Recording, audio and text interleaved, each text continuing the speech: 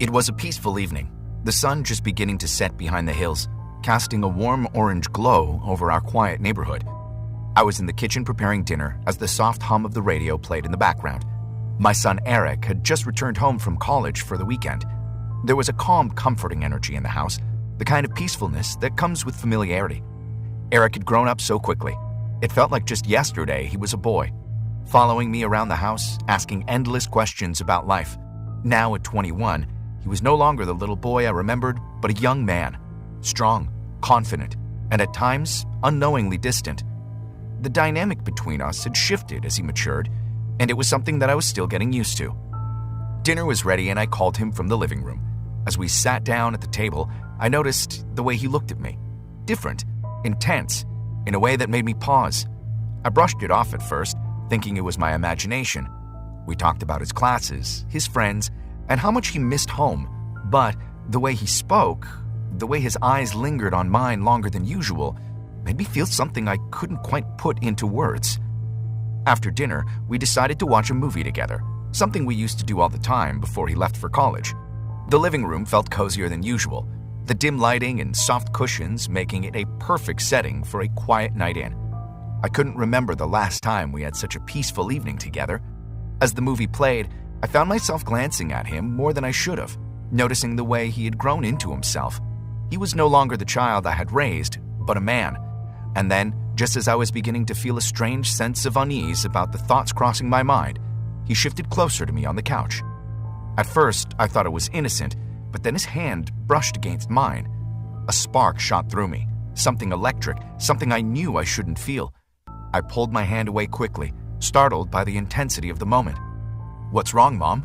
he asked, his voice almost concerned. I looked at him, my heart racing, unsure of what to say. "Nothing, sweetie. Just tired, that's all," I replied, trying to dismiss the feeling and hoping he didn't notice the tension between us. But I knew something had changed in that moment, something we couldn't ignore. The line between mother and son had blurred, and even though neither of us had crossed it, the air was thick with unspoken thoughts. We sat there in silence, the movie playing in the background, but neither of us was paying attention anymore. I got up, telling him I needed to go to bed early, but as I walked away, I couldn't shake the feeling that something had shifted between us. As I lay in bed that night, my mind raced. I knew I couldn't let this feeling grow. I had to keep my distance, for both our sakes. But deep down, I wasn't sure how. The next morning, I woke up feeling unsettled. The events of the previous night played over and over in my mind. I tried to shake the feeling, convincing myself that it had all been in my head. I was his mother, nothing more, nothing less. I loved him deeply, but not in a way that could ever be misconstrued. I was being rational, I told myself. Eric was already up by the time I came downstairs, sitting at the kitchen table with a cup of coffee. He greeted me with a smile, as if nothing had happened. Maybe it really had been nothing, just an odd moment that only I noticed. I decided to push it from my mind, at least for now. "Morning," I said, forcing a smile and trying to sound as normal as possible. "Morning, Mom," he replied, his voice casual and easy. "I was thinking about going for a hike later. Want to join me?" A hike. It had been ages since we'd done anything like that together. I hesitated for a moment, unsure if I should spend more time alone with him after the way I had felt last night. But then I reminded myself, it was just a mother and son spending time together. There was nothing wrong with that. "Sure," I said. "It sounds nice." Later that afternoon, we drove to a nearby trail, a place we had gone many times when he was younger. The air was crisp, the sky a brilliant blue, and for a moment, everything felt normal. We walked side by side, talking about nothing in particular, old memories, his plans for the future, the usual small talk. I found myself laughing, feeling more at ease with him, thinking maybe I had overreacted the night before. But as we walked further along the trail, there were moments where our conversation would pause, leaving a lingering silence that felt heavier than it should. At one point, as we reached a clearing with a beautiful view of the valley below, Eric stopped walking and turned to me. "You've always been there for me, Mom," he said, his voice soft but serious. "I don't know what I'd do without you." There was something about the way he said it that caught me off guard, a vulnerability in his tone that made my heart ache. I smiled, trying to lighten the mood. Well, you won't have to worry about that anytime soon, I joked. I'm not going anywhere. He didn't laugh. Instead, he took a step closer, his eyes locking onto mine.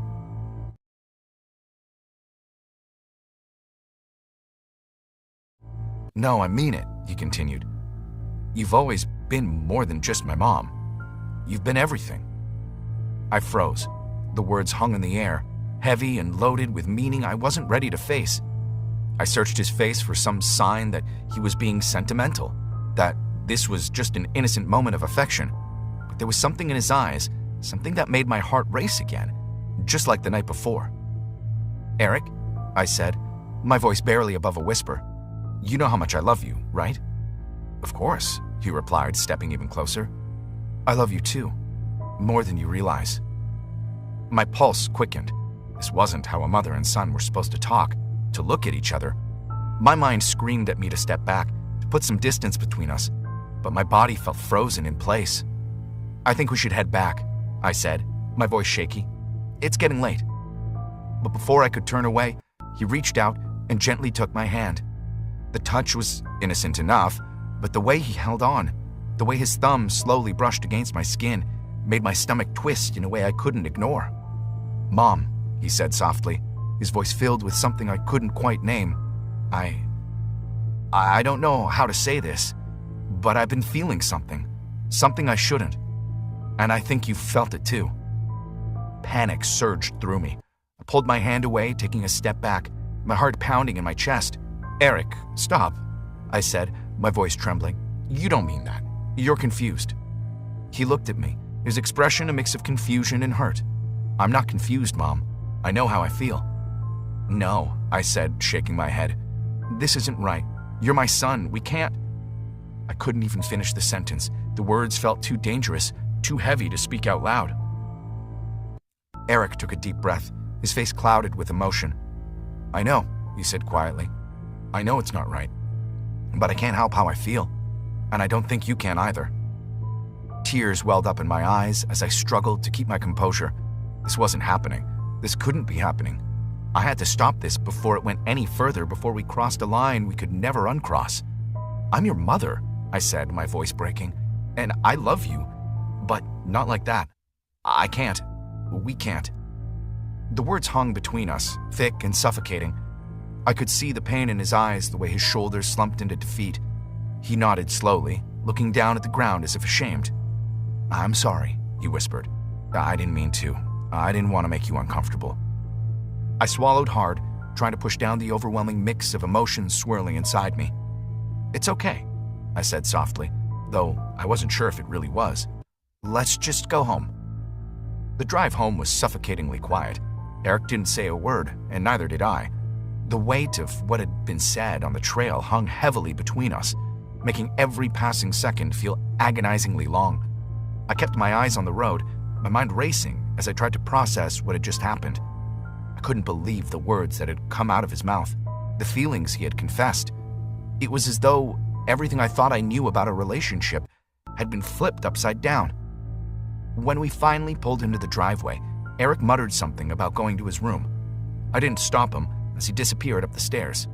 I collapsed onto the couch, my body trembling with the emotions I had been holding back since that moment on the trail. I didn't know how to make any sense of it. He was my son, my baby boy. But he wasn't a boy anymore, and it was becoming terrifyingly clear that our relationship had taken on a complexity that neither of us had expected. I wanted to believe that his feelings were just a phase, something fleeting that would pass in time. But the way he had looked at me, the way his hand had lingered on mine, told me otherwise. A part of me felt guilty, like maybe I had done something wrong. Maybe I had been too affectionate, too close over the years. But that wasn't right, was it? Mothers were supposed to love their sons, to nurture them, to be there for them. That's all I had ever done. But now, everything felt tainted by the strange tension that had grown between us, and I didn't know how to fix it. I spent the rest of the day trying to avoid him, keeping myself busy with chores and anything that could distract me from the confusion I felt. By the time evening came, I was emotionally drained. I didn't want to confront what had happened, but I knew I couldn't avoid it forever. Eric and I couldn't go on like this, pretending everything was fine when it so clearly wasn't. That night, after I had spent hours tossing and turning in bed, I heard a knock on my door. My heart sank. I knew it was him. "Mom, can I come in?" Eric's voice was soft, almost hesitant. I hesitated, my mind screaming at me to say no, to create some distance between us, but I knew I couldn't keep avoiding him. I had to face this, no matter how uncomfortable it made me. "Come in," I said quietly, sitting up in bed and pulling the covers up around me as if they could somehow shield me from the emotional storm that was about to unfold. Eric stepped inside, looking as conflicted and unsure as I felt. He stood at the edge of the room for a moment, not quite knowing what to do with himself. After a few seconds, he sat down on the edge of the bed, but kept his distance. "I'm sorry," he said, his voice heavy with regret. "I shouldn't have said what I said earlier. I don't know what came over me." I nodded slowly, trying to find the right words. "I know this is confusing," I said. "But what happened earlier, that can't happen again, Eric. We have to be careful. This isn't how things are supposed to be." "I know," he whispered, his eyes downcast. "But it's so hard, Mom. I don't know why I feel like this. I've tried to push it away, but it just keeps coming back." His words struck something deep within me. I felt an overwhelming sense of sadness for him, for both of us really. This wasn't a situation I had ever imagined myself being in. But there we were, trapped in a web of emotions that neither of us knew how to untangle. "I'm your mother," I said again, my voice gentle but firm. "That's all I can ever be. You know that, right?" He looked at me, his eyes filled with pain, but he nodded. "I know," he said. I don't want to lose you." "You're not going to lose me," I assured him. "But we have to set boundaries, Eric. This is dangerous territory." For a moment, there was silence between us. The tension from earlier in the day still lingered, but there was also an unspoken understanding that things couldn't continue the way they were. We both knew it, even if neither of us wanted to fully acknowledge it. "Maybe it's best if you go back to school tomorrow," I suggested gently. "I think we both need some space to clear our heads." Eric nodded slowly, though I could see the sadness in his eyes. "Yeah," he said quietly. "Maybe you're right." The next morning I watched as he packed his things, the air between us thick with unresolved emotions. I wanted to hug him, to tell him that everything would be okay, but I couldn't bring myself to do it, not after everything that had happened. When he finally left, the house felt emptier than it had in years. I sat on the couch, staring out the window, trying to process everything.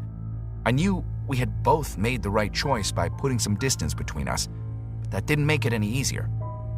The relationship between a mother and a son was supposed to be simple, pure, but ours had become something far more complicated, something that neither of us knew how to handle. As the days passed, I tried to settle back into my routine, but it wasn't the same. The house felt too quiet without Eric, and I found myself thinking about him more than I should have. I wanted to believe that the distance would help, that it would give us both the space we needed to sort out our feelings. But deep down, I knew that things would never go back to the way they were before. Something had shifted between us, something we couldn't undo, and I wasn't sure what the future held for us anymore.